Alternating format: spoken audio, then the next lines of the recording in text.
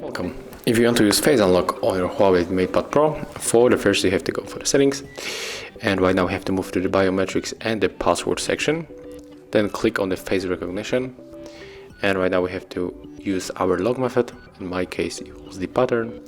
So right now we have to use face recognition to unlock the device. So click here, and right now just tap on the get started. And as you can see, right now it is scanning our face. And let's click on it done. And right now we can also set it up for the slide to unlock or the direct.